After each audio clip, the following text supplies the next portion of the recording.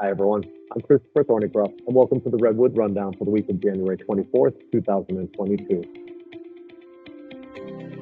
To begin with, we're not even 1 month into the year, in which there was a lot of speculation on the amount of pressure that was going to remain on truckload demand and when that pressure was going to ease.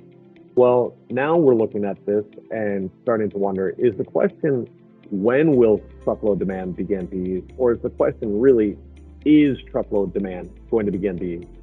And when we're asking that question, we turn to the data, where we continue to see an elevated load-to-truck ratio from the DAT.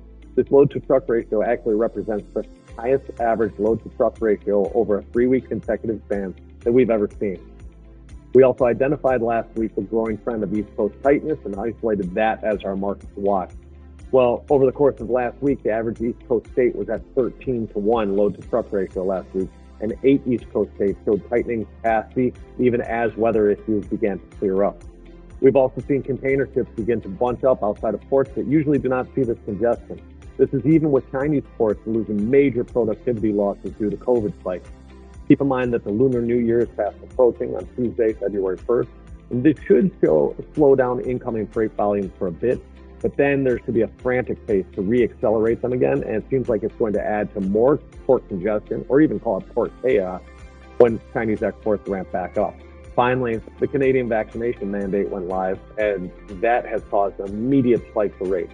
This is not likely to immediately subside, though eventually some more drivers could get enticed to be vaccinated based off of increased freight rates being paid to cross-border freight. That's all for this week's Redwood Rundown. See you next week. Thank you very much.